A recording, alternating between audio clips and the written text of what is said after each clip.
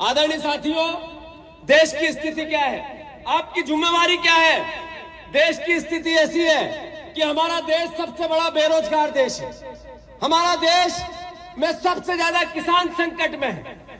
गरीब और अमीर की खाई अद्भुत और अकल्पनीय हो गई है। गरीब है वो और गरीब हो रहा है, अमीर है वो और अमीर हो रहा है।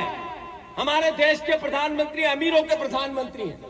गरीबों को योजनाओं से पैसे बांटते हैं और वोट लेते हैं। गरीबों को 80 करोड़ लोगों को राशन से वोट लेना चाहते हैं। 10,000 बहनों को देते हैं और वोट लेना चाहते हैं। लालच देकर वोट लेते हैं और अमीरों का घर भरते हैं। ऐसी सरकार के मुखिया नरेंद्र मोदी है। और हम वो लोग हैं जिन्होंने देश को आजाद कराया था। हमारे पूर्वजों ने देश को आजाद कराया था। कैसा देश बन रहा है अभी, जिसमें स्वायत्त संस्थाएं पंगु हो गई है। चुनाव आयोग का चुनाव आयुक्त बीजेपी का कार्यकर्ता के रूप में नहीं, बीजेपी का कार्यकर्ता ही चुनाव आयुक्त के रूप में बैठ गया है। साथियों, लोकतंत्र खतरे में है, वोट का अधिकार खतरे में है, संविधान खतरे में है। ये एहसास को आप सबको जीना है।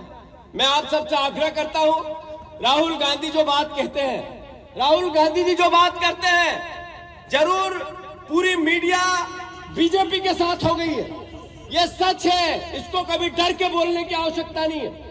क्यों हो गई है? मीडिया में जो काम करता है हमारा साथी, वो भी देशभक्त साथी है। वो लोकतंत्र को जिंदा रखना चाहता है, ईमानदारी से अपनी कलम से सरकार को झुकाना चाहता है।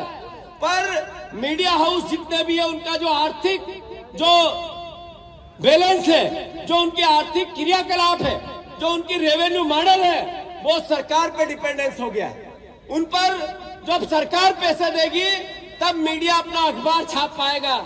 यानी सरकारी मीडिया हो गया। साथियों, आपको याद रखना पड़ेगा कि मीडिया के साथी इसमें दोषी नहीं है, पर देश में जिस तरीके का नैरेटिव नरेंद्र मोदी ने बना दिया, ये नैरेटिव देश के अर्थव्यवस्था और देश के लोकतंत्र के लिए खतरा एक तरह से उत्पादित होता है।